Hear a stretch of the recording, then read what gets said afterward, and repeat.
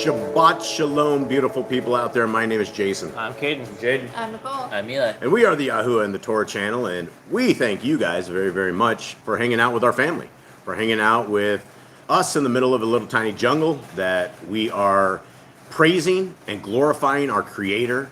We are shouting out our Elohim Most High, and we are having a great day because we get to spend a lot of time with you guys. And this is our opportunity as a people to gather together with like-minded believers, gather together with those who love our Creator, those who love His laws, statutes, and commandments, and those who are willing to obey our Creator. Those are the kingdom people. And if that is you, if you guys not only love the laws, statutes, and commandments, but you absolutely adore them, then that means you would be on the kingdom road.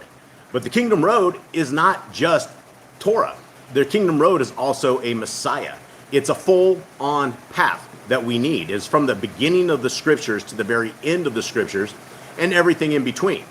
And if we try to take 7/8 of the Bible and we start right at the end of the Bible and we start reading what Brother Shaul, Rabbi Shaul, has to say to us, then a lot of times you will fall into confusion. You will fall into what we call indoctrination. And indoctrination is a unsubstantiated belief in something that you don't know simply because you've been taught. And all of us have been taught since our birth that there is a creator and his name is God. He has a son, his name is Jesus. And all you have to do in the Christian religion is raise your hand at 8 years old and you can become saved. And you will always have your salvation. It can never be taken from you. But then we read scriptures, and inside many times, many people have fallen from what people would call salvation. And people are rejected. A lot of people are rejected. And so this is a path that we must find with fear and trembling. This is a path that we must study to show our approved unto our Creator, workmen who needeth not to be ashamed, because we truly rightly divide the word of truth. And the word of truth is from page 1 all the way to the end of Revelations and the Apocrypha in between. That's where you will find the truth at. And so we are the people who believe that the law, statutes, and commandments are good for all times, for all people, all generations. They will especially build strong families. They will build strong relationships. If you are finding a Torah observant spouse, man or woman, that is a great, great find. Because when you are in covenant with our Creator, you should be unwilling to do what the pagans and heathens and those who are not in covenant do. And we wouldn't want to do that, because the people of our Creator taste different, smell different, look different. They are completely different than what you would look at in the world. And it is obvious who are our Creator's people and who aren't. Jade, will you please open us up with, or actually, Kate, open us up in prayer, please. Dear Father, thank you once again for bringing us together unite our family, seeking your Torah, seeking your way, your will. You put out for us, and we ask that as today's reading goes on, that you put the Ruach on everyone to understand, to open their eyes, that you change their lives, you touch their hearts, and that everything that we speak today is from you and you only, that we are able to minister how you want us to minister, how we are able to read what you want us to read, and able to say what you have set out for us to say. We thank you for the Shabbat, we thank you for your sanctified day, we thank you for your Son, we thank you for your Torah, your prophets, and all that you have set before us, so that we can learn your way, your love for us. And we ask that today is a sanctified day in Yahshua's name. Shalom. Shalom. Okay. All right, Jade, will you please open us up with a very important verse? Hear, O Yisrael, Yahuwah Elohim, Yahuwah is one. You shall love Yahuwah your Elohim with all your heart, with all your being, and with all your might. And these words I am commanding you today shall be in your heart, and you shall impress them upon your children, and shall speak of them when you sit in your house, when you walk by the way, when you lie down, and when you rise up. And shall bind them as a sign on your hand, and they shall be fronts between your eyes. You shall write them on the doorposts of your house and on your gates. Okay. All right, guys. Now, I want to go over something real quick that we don't ever go over exactly, because a lot of times people will, especially the newcomers, will come and they listen to a little bit of this and they click it off right out of the gate. But there's something that I want to talk to everybody about before we begin into any of this. And it starts in Matthew 7. And guys, we're talking about verses that come out of the mind and the heart and the mouth of our Messiah. Now, everybody out there says they love Jesus, and Jesus is not his name. His name is Yahushua. Yah is with us. Yah is salvation. So our Messiah gave us some instructions. And I'm only going to go through 3 verses here, because I think 3 or 4 verses, because I think it's very, very important. So let's go look at Matthew 7:13 right here. And it starts off and it says, enter in through the narrow gate. Okay, so right out of the gate, we have something, right out of the gate, we do have something, and it's a narrow gate.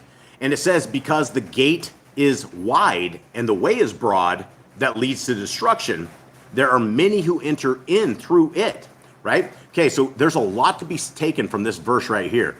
And it says that we have a gate. All of us have this gate before us, but the way is broad that leads to destruction, right? So we've been given everything we need to make it through this life and through this world, but there's a lot of things that will lead us into destruction. Now, verse 14 says this, because the gate is narrow and the way is hard pressed, which leads to Kai, which is life, and there are few who find it.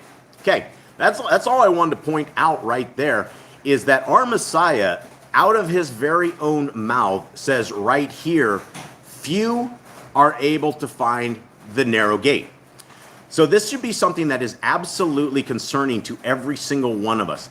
There should never, ever be a person that says, I'm saved, I'm always going to be saved, there's no way to cast me out.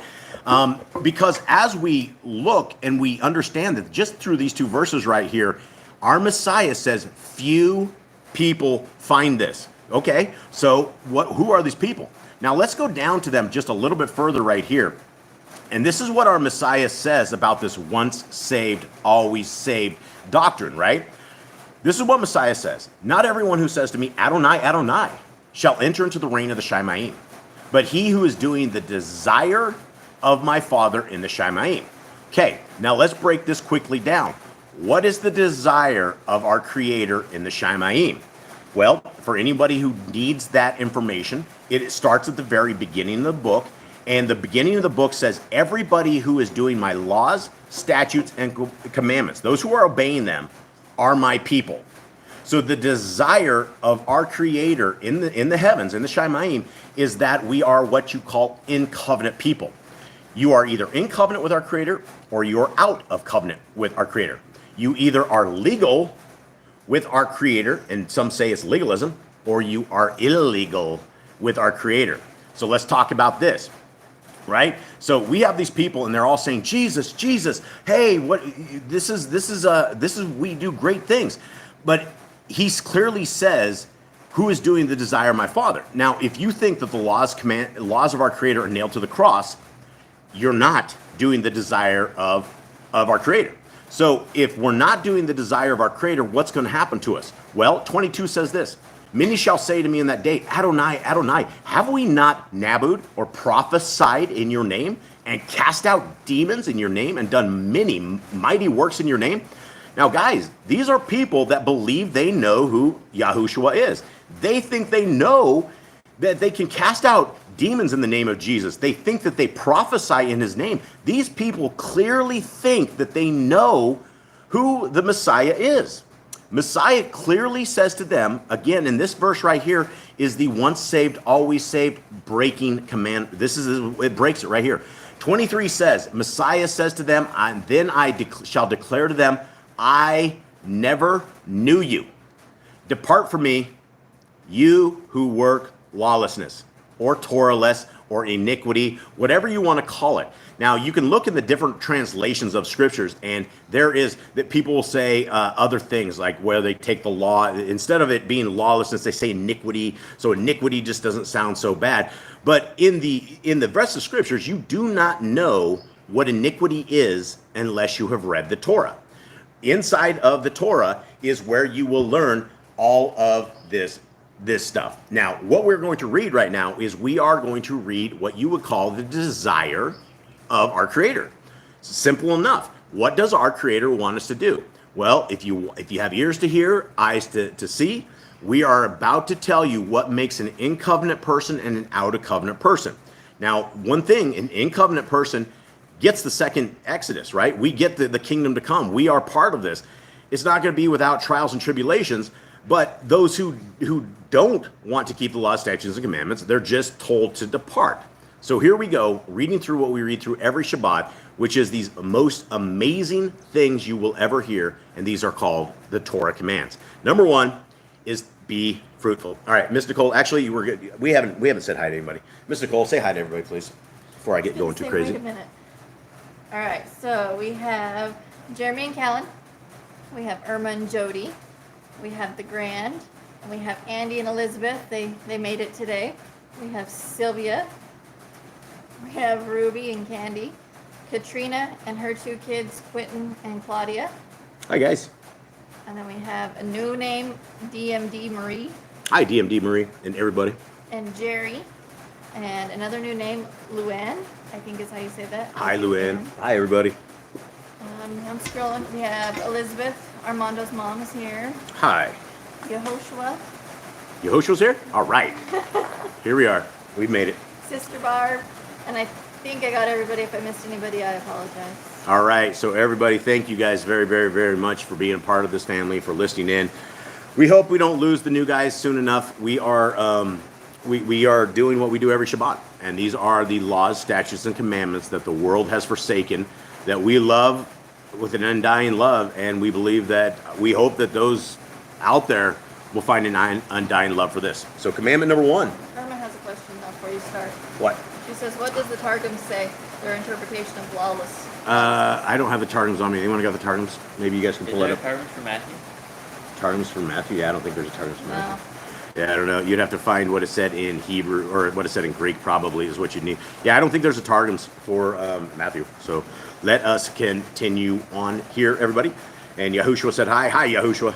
It's good to see you guys. All right, here we go. Be fruitful. Multiply. Replenish the earth. Subdue it. Have dominion over the fish, fowl, and every living creature. The herb bearing in every tree is for food. Man and woman should build their own families. Master sin. Every clean moving thing that lives shall be food for you. Do not eat the blood. Walk before me and be perfect. You guard Yahuwah's covenant, laws, statutes, and commandments. Guys, look at this. For those who are new, look at these amount of times that we are told right here to obey the covenant, laws, statutes, and commandments. Now look at the size of these verses right here, guys. There's a lot. This commandment and these particular commandments are reiterated more times than any other commandment, right? You will not see this listing of commandments right here that tell us to guard the law, statutes, and commandments of our Creator. So if there's one verse that is reiterated more than any other verse in all of scriptures, it's that.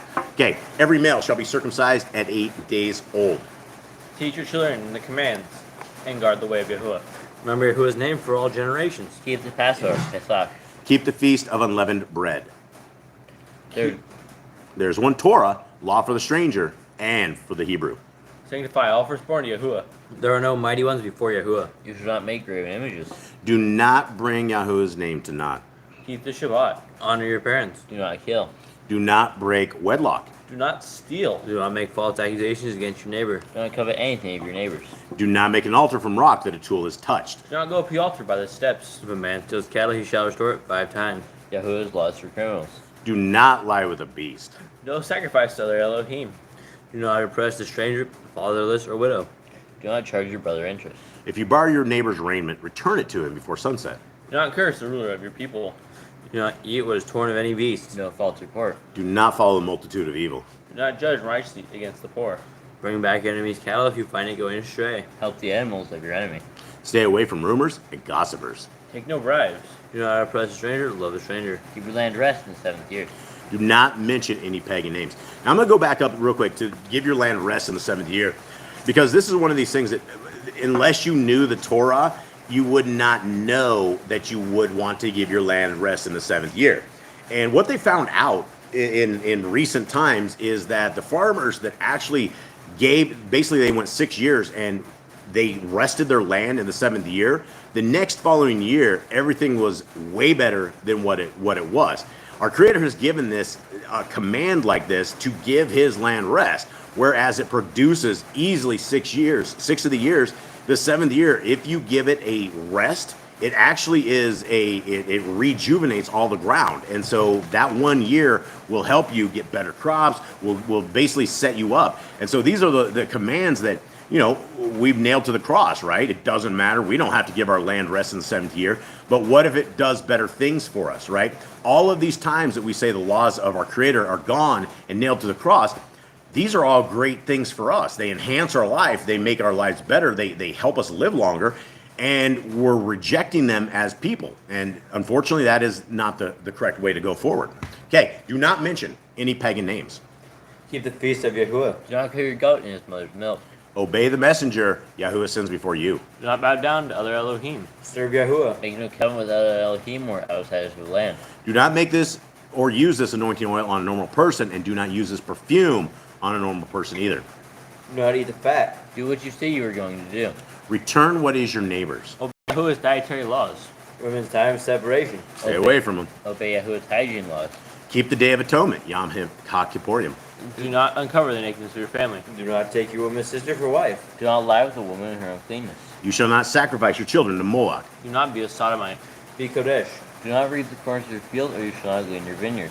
Do not deal falsely or defraud your neighbor. Do not lie or be a liar. Pay your workers the day's wages they are due. Do not harm the disabled. So here we have a simple command, right? Do not harm the disabled. And we are down in the country we are on.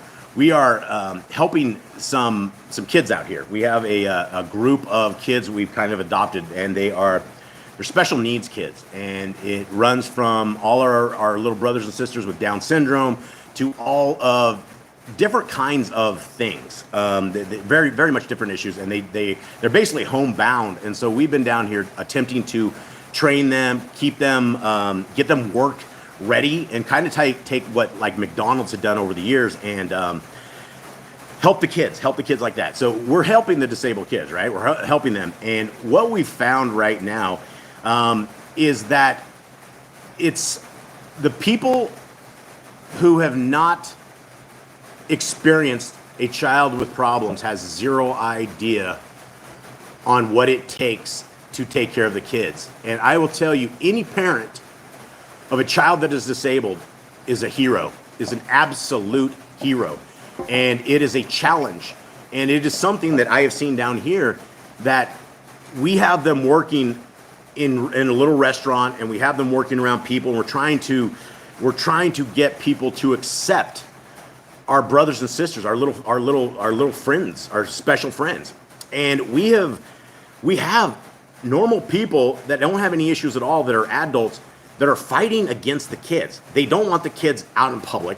They don't want the kids doing this stuff. And we had a huge blow up this week, and I was hot. I was on fire. Because they want to stick the kids back in the back where they're not out in the public. And I thought it was very rude. I thought of this commandment. I thought of the fact that we have people around us that they have no emotional connection to those who have issues. And we love our special needs friends. And I thought of this command all this week, and I thought, if we toss these commands on the cross. We nail them to the cross, and we have a command such as do not harm the disabled. And we live in this disrespectful manner that we hurt those who, no disabled child would ever choose his path, right? And it is up to us, those of us who have the abilities to do normal things, to help them. And I just found it absolutely disgusting that there are people out there that they don't look at those with special needs as truly special, and they are absolutely special. And the special needs kids are from our Creator, right? They are from our Creator, and they will have a world sometime in the second Exodus where everything is healed, everything is better. But it's a test for all the parents and all the kids right now, and we put we totally support everybody with special needs, and we hope that everybody would not look down on those with special needs, because number one, you're breaking commandments, and that's a problem. Okay, next. All right, what do you got? Katrina's son Quentin has Down syndrome. Okay. And So she says, I learned so much every day through working with my son. Absolutely. We are, the Down syndrome babes have a language all of their own, and it is a language, and it is understandable. You have to spend time with them, right? It's a totally different language, and these kids are all sweethearts. We have a Down syndrome dude down here who is 35 years old, and he's a teddy bear. He is a teddy bear of love. And all of these kids that we work with are simply amazing. And that's the thing is special kids, they only have the mental capacity of a certain age, right? And so it's the blessing at some level is that you get children for life, although the struggles are very, very hard and they're very real. And I believe that Yah will bless all of the parents that have had special kids, and that they will be healed. I believe that this is just temporary, that this is just a test, and that Yah will fix all of this in the second kingdom. And so it's just a test. So here we are. Let's continue on here. What do we got? My hospital pneumonia. What's Mama CA say? She got discharged. Her friend that had pneumonia last week. Okay, she's good. She got Good. discharged. and Good. she's home. Great. Okay, so let's continue on. Back through this. Do not harm the disabled. Obviously, do not endanger your neighbor. Same kind of thing, right? Same kind of thing. When we take these laws, and when you look at people who say the laws are gone, you got to look at these people, and you got to know that these people are dangerous, right? When you live with a doctrine that you do not believe that the Torah is your guidepost for life, then you would do things like endanger your neighbor, right? You would do things like hate your brother, or possibly hurt the disabled, right?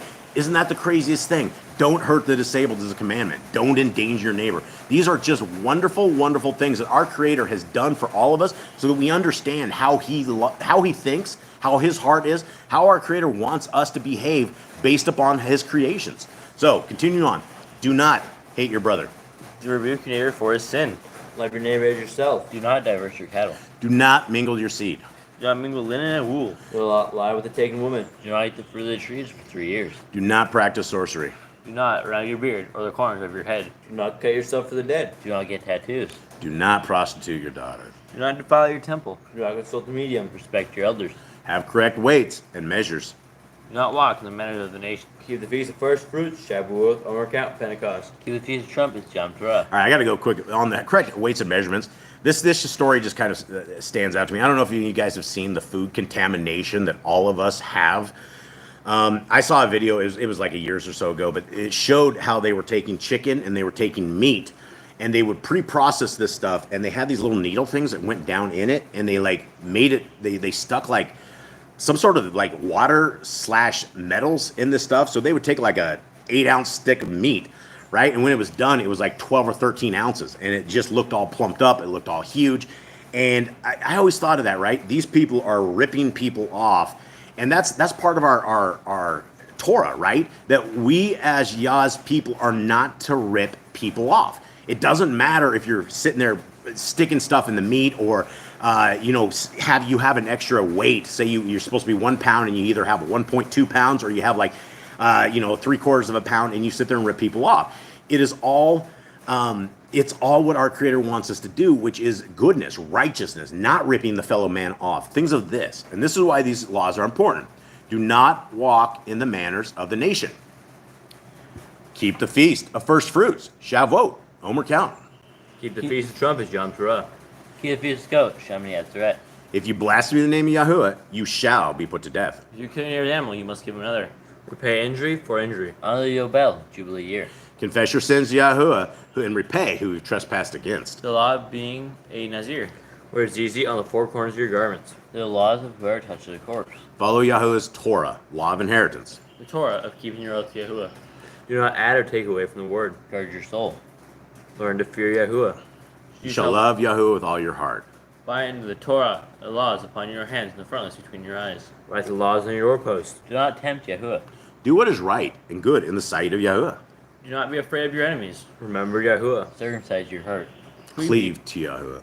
Swear by his name. Destroy graven images. Do not make an idol of Yahuwah as the pagans do to their Elohim. Rejoice in all Yahuwah has blessed you with, guys. This is important, right? There's 5 verses right here that talks about us rejoicing in all that Yahuwah is blessed with. It's real easy to get down. It's real easy to get discouraged. It's real easy to fall into self-apathy. You know, for those of us with 2 eyes and 2 ears, and we can still speak, we can still breathe, that's all pieces of rejoicing, right? Even those us with 1 eye that we can still, even those without any eyes at all, we can still hear, right? Everything that our Creator has given to us, which is amazing stuff, right? Imagine a world where you didn't have taste buds on your tongue, where it wasn't fascinating to eat stuff, right? Absolutely everything our Creator has given to us is amazing. It is great ingenuity. It is wonderful engineering. And these are things that we should be thankful for, because at any point, any of us could lose our hearing, any of us can lose our life, or our ability to walk, or our ability to breathe correctly. There's so many things that our Creator has done. Every breath of air that we take in, if we're not thanking Him for that creation of the air that sustains us and keeps us alive, we're not understanding that our Creator has done greatness by developing us, putting us in this little fish bowl, the firmament He calls us, and giving us everything right before our eyes. He is a wonderful, wonderful Creator, and we need to thank Him for absolutely everything. Do not do what is right in your own eyes. Do not hearken to the words of the false prophets. Do not make any balls between your eyes for the dead. You shall not eat any abominable thing. You shall give to a stranger clean food that died of itself, but you shall not eat of it. Give tithe of your increase of seed year by year. Do not borrow from the nations. I messed something up. Yeah. The law is the end of the 7-year release. Do not harden your heart nor shut your hand from the poor. Guard month 1 of Yahuwah's calendar. 3 times a year, all males shall appear before Yahuwah. You shall not judge officers in all your gates. Do not plant Asherah poles near the altar. There must be 2 or 3 witnesses. Hearken unto the Nabai prophet Yahuwah has chosen. The prophetess of Deuteronomy. Do not remove your neighbor's property line. How do you deal with a false witness among Torah keepers? The first child is to get double portions. If your brother's cattle or clothes are lost, and you find them, you must return them. A woman should not wear what pertains to a man, nor a man what pertains to a woman. If you find a bird's nest with the mother and the babies or eggs, take the babies, but not the mother. If you build a new house with a flat roof that is able to be lived on, you must put a railing around it. Do not be a prostitute. Do not use dirty money. The law of divorce. Do not take a person's millstone for pledge. If you lend to your brother, do not enter his house to get your payment. He must bring it to you. Return his clothing before sunset if that was his pledge. Do not oppress or hired servant that is poor and needy. Every man shall be put to death for his own sin. Do not go back to the forgotten sheep in the field. Leave for the stranger, fatherless, and widow. Do not muzzle your ox when he treads out grain. If your brother dies and has no child, you shall take his wife and name the firstborn after your brother. At the end of 7 years, you would read the Torah at the Feast of Sukkot, Feast of Tabernacles. All right, guys, so there we go. That is these laws, statutes, and commandments that have been, for the most part, neglected by the creations of our Creator. And it is something that is obviously a great set of guidelines, right? If you only had a certain set of laws for your life and you made those your laws for life, then you would be more righteous than those who don't keep them. And this isn't about being saved and always being saved and never having problems in it. This is about realigning our lives to walk the covenant walk with our Creator, how He wants us to walk. And a lot of us, we fall all the time. Boss Clan falls all the time. We get angry. We yell. We do things that are un-Kodesh-like, right? There's a lot of issues in Boss Clan, but there's a lot of issues in all of us. And if we think that we're going to get through life in a perfect state, or the things that you hear when you tell people you're a Torah keeper, like, oh, you think you can keep those laws perfectly? Oh, you're one of those guys. Oh, you're a Jew. No, we're not a Jew, and we're people who have fallen in love with the Scriptures because our Creator has fallen in love with us and has given us a life and has given us a path forward. And so We are loyal to him because of his amazing loyalty to us, and there's nobody else to be loyal to except Elohim Most High. Okay, we're in Exodus 38. Jade, give me a breakdown of where we're at to this point, and let's get to it. The people of Israel, they escaped Egypt. They got laws and commands. They went through some wars. They got more commands. Moses on the mountain getting a billion plans, and then Jehu anointed 2 people to build for them. He gave them 2 people a spirit of wisdom. They started building everything for his temple, his altar, and they were getting donations from all the people because they were given a spirit for Yahuwah, and they all decided they wanted to give certain materials so they could build the temple. So here we are building the temple. Okay, so here we are building a temple. Before you guys fall asleep, this could be something very important. You guys might have a hand in one of these things in the kingdom to come or something. You never know. We never know what the future is going to bring. So let us get to this. Exodus 38. And he made the altar a burnt offering of acacia wood, 5 amma long and 5 amma wide, square, and 3 amma high. Okay, how much is an amma, fellas? 18 inches? 17.5 inches. 17.5 inches is what is an amma. So that gives you a little bit of an idea. This thing isn't, I guess it's pretty big. 5 amma long is good sized altar right here. 2. And he made its horns on its 4 corners. The horns were of it, and he overlaid it with bronze. And he made all the utensils for the altar, the pots and the shovels and the basins and the forks and the fire holders. He made all of its utensils of bronze. And he made a grating for the altar, a bronze network under its rim, midway from the bottom. Now, why do you guys suppose they did bronze versus gold in this? Anyone have kids? I actually know the answer to this, but what do you guys think? Why would they use bronze for basins, forks, fire holders, things of that nature? I think I know the answer. Is it the way gold has toxins in it? I don't think gold has toxins. Gold is melting. pure. There are melting points. Gold is heavy, bronze is light, right? And so if you're making all of these things, gold is extremely heavy compared to bronze when it comes to that. So I would think that they made all these little things, and so everybody could use this stuff. So if you start making like a spatula of gold for your mom, she's going to be sitting there having to like lift that thing around. It's going to be like heavier than anything. That's all right. Let's see what the chat is. My friend is 84 years, over 22 years, and hospital, she retired 2 years ago. Okay, just reading the chat, guys.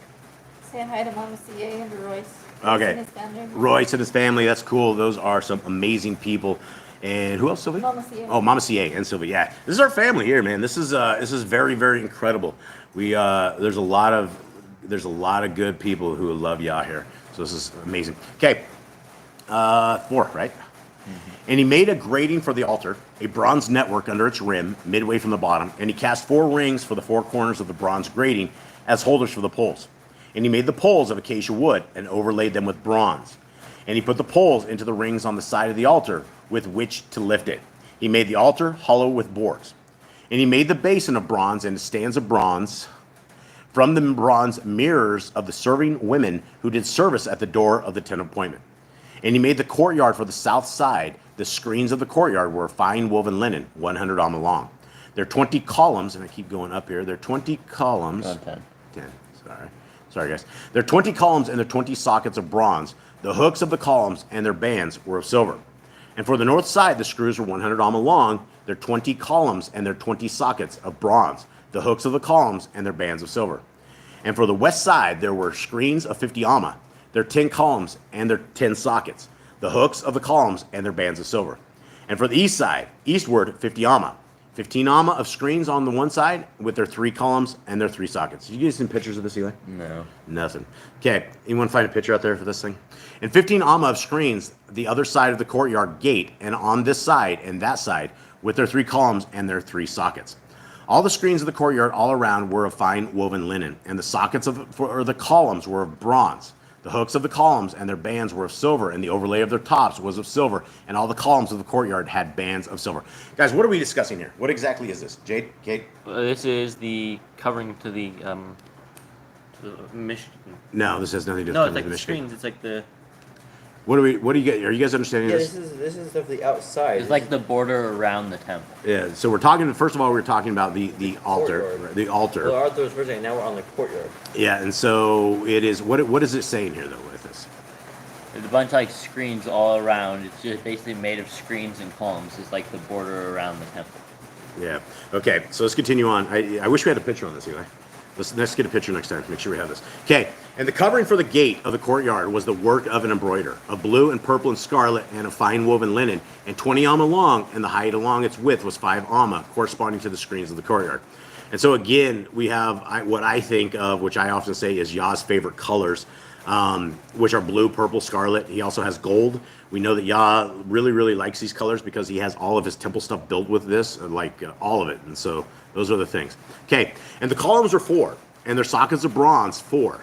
Their hooks were of silver, and the overlay of their tops and their bands was of silver. And all the pegs of the Mishkan and of the courtyard all around were of bronze. These were the appointments of the Mishkan of the witness, which was appointed by the command of Moshe for the service of the Levites by the hand of Ithamar, son of Aaron the Kohen. And Bethsael, son of Uri, son of Ker, of the tribe of Yehudah, made all that Yahuwah had commanded Moshe. And with him, Oholiab, son of Achishmach, of the tribe of Dan, an engraver and a designer, an embroiderer in blue and purple and scarlet and in fine linen. All the gold prepared for the work, and all the work of the Kadesh place, and it was the gold of the wave offering came to be 29 kickers and 730 shekels, according to the shekel of the Kadesh place. And the silver from the ones counted of the congregation was 100 kickers and 1,775 shekels, according to the shekel of the Kadesh place. A bekah, half a shekel for a head, according to the shekel of the Kadesh place, for everyone passing over to see those counted from 20 years old and above, for 603,550. And the 100 kickers of silver were for casting the sockets, the Kadesh place, and the bases of one veil. 100 sockets from the 100 kickers, a kickers for each socket. And of the 1,775, he made hooks for the columns and overlaid their tops and made bands for them. And the bronze of the wave offering was 72 kickers, 2,400 shekels. And with it he made the sockets for the door of the tent of appointment, and the bronze altar, and the bronze grating for it, and all the utensils for the altar, and the sockets for the courtyard all around, and the bases for the courtyard gate, and all the pegs of the Mishkan, and all the pegs for the courtyard all around. Now, can one of you guys throw in chat what a picture of this is, please? So everybody has this. We can't really pull this up now, but throw in chat what we're reading here in this. On the what Telegram chat? in your I chat. can't put pictures in there. You can't. Are you an administrator? You can't put pictures. Put a You link. put a Put a link. link to a picture. Yeah, put a link to the picture. Yeah, Okay. that's fine. All right, so we will get a picture in chat of what we're doing because we did not come prepared for this exam. We will try to get you guys a picture of what we are reading right now as Eli goes through this and gets us where we are at. Yeah, what is up, Stella? What is up, Stella? Yeah, much love to you. Much love to everybody who has joined. It looks like Randy was in here. Randy something. Much love to you, brother. Yeah, much love to everybody. Okay. So what we're reading right now, guys, we're reading the Targums. Yeah, so throw, I think, something maybe in there like that. Okay. Yeah. So this is the Targums, and it is another version of translations. It is a completely different version. Sometimes things are a little weird, sometimes they're not. If it breaks out any kind of leaven, we are, I think we're the first to try to make it through the leaven. And so it does give us another insight into this. And so Ms. Nicole is tossing this into the chat right now. So we have a picture of what it is. And I suppose if you guys click in that chat, click the thing, it'll pop up and it'll probably end you guys out of the live stream. So our apologies. All right, and Obi Lines is in. What's up, Chris? How you doing, brother? Here we are, Exodus 31:8. And he made the altar of burnt offering of cedar wood, 5 cubits length and 5 cubits its breadth, 4 square and 3 cubit its height. And he made horns upon its 4 corners of the same, where its horns stretching upward, and he covered it with brass. Now, what are we talking about on this particular part, gentlemen? This is the altar. This is the altar. And what is this? You guys, we've gone over this so many This times. is the horns, the altar. This is what they grab onto, and they're like asking for forgiveness. Yeah. Okay, 3. And he made all the vessels of the altar, the pots and the clingers and the basins and the flesh hooks and the pans, and all its vessels made he of brass. Now, the first time we actually went through this a long time ago, we were trying to figure out what flesh hooks exactly was. And we didn't know, but it's a giant fork is what it is. Hold on, sorry. I cannot stop the dogs when we're in the middle of this live, so hopefully they don't get wild. Settling dogs down, guys. Hang tight. Okay, so that's what a flesh hook is, as far as that goes. Okay, dogs are being good. 38:4. And he made the grate of the altar of brazen network under the border beneath, reaching to the middle of it to receive the cinders and bones that fell from the altar. Okay, and before I go too much further, guys, sorry. Okay, please pet the dog.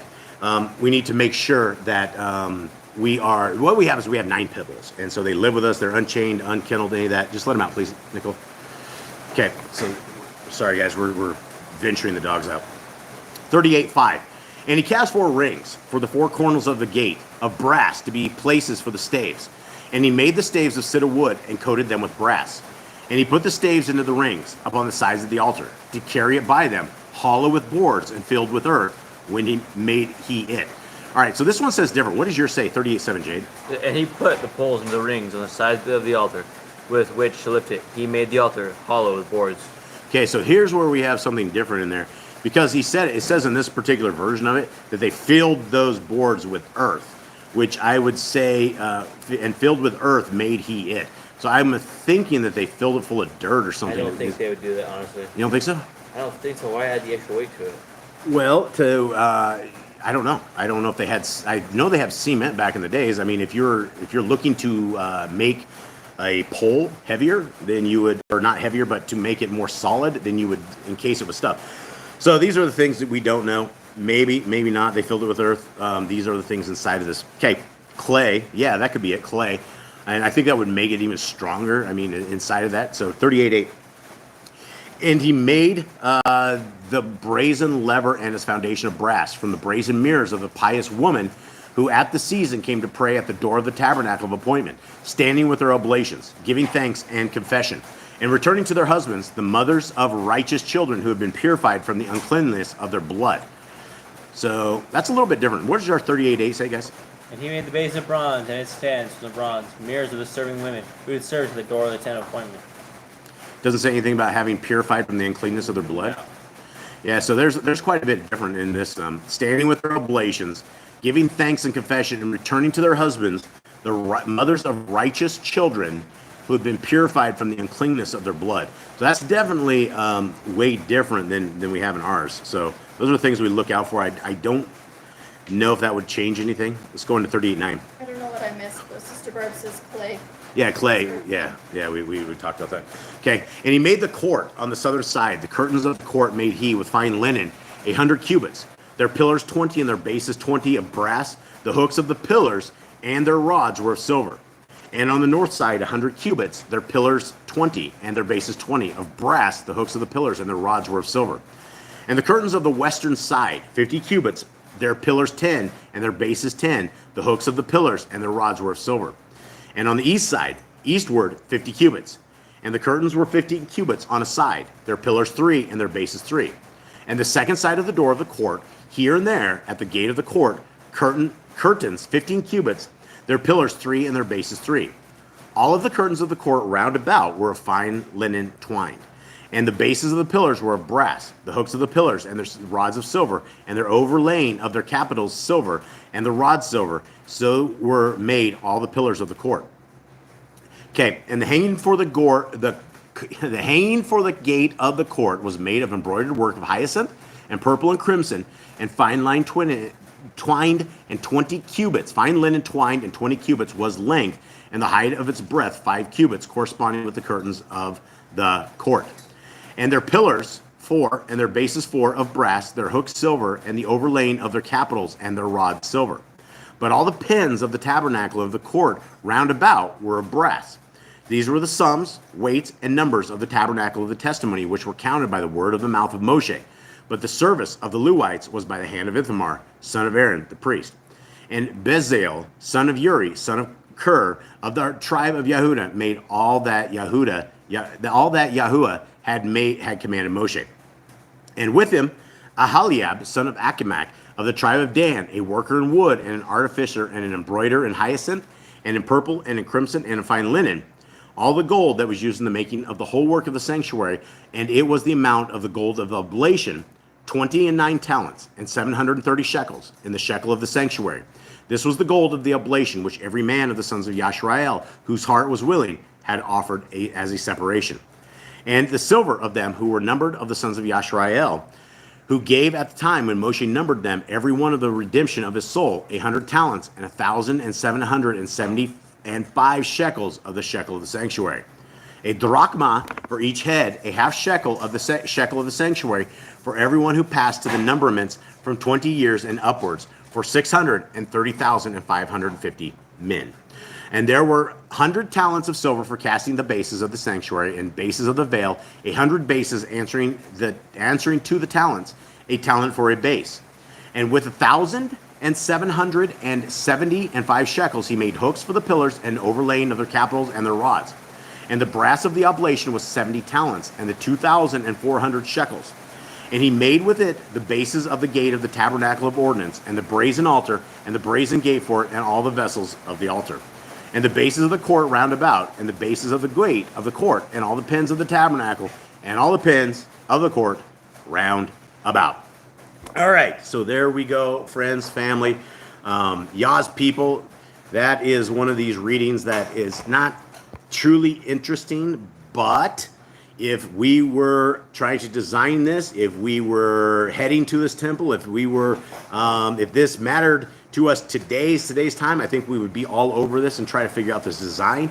I think it's incredible that our Creator gives us a design, has given us exactly the way He wants us to do it. He tells us His favorite colors. He tells us the exact details of how to build stuff, right? As if something like this had already been built or something like this already existed somewhere out there. So, yeah, and it's all interesting to me too, Jeremy. But you know, you'll get a lot of guys that when you start getting into this kind of reading, it doesn't mean a lot, but it means stuff to all of us for historical purposes. It's very, very important. So, with that, everybody, we hope that you guys have a wonderful day. We hope you have a wonderful Shabbat, and that this Shabbat is a great Shabbat. That you guys get closer to Yah, you get closer to His Son. We have a Messiah. He's on his way. I don't know when. I don't know if it's in our lifetime, but it is one of those things that when it's time, it's going to be time. And if we're sitting here wondering that if we should be keeping the law, statutes, and commandments, if we think that today's, like maybe tomorrow's the day that we should get spiritual, or maybe this is, it's going to be too late. We're going to get caught, as they say, with our pants down, and it's not going to be good. And the only option is that when Messiah says depart from Him, that's not to the kingdom, right? That's not to place. When He says depart from Him, He says we are going to Gehenna, we're going to hell, we're going to a place that we don't want to be, and it's for all time. We've been given a tremendous amount of time to find our way forward, and it's only those with eyes to see and ears to hear that are willing to listen. So, guys, we love you all very much. We thank you so much for being a part of our family and hanging out with us. It means the world to all of us. And Jade, will you please bless our brothers and sisters on the way out? Yahuwah bless you and guard you. Yahuwah make His face shine upon you and be gracious unto you. Yahuwah lift His countenance upon you and give you peace. He shall put my name upon the children of Israel, and I will bless them. Okay. Much love to everybody out there. Shabbat Shalom. Oh, that you would rend the heavens and come down. Oh, that you would rend the heavens and come down. Oh, that you would rend the heavens and come down.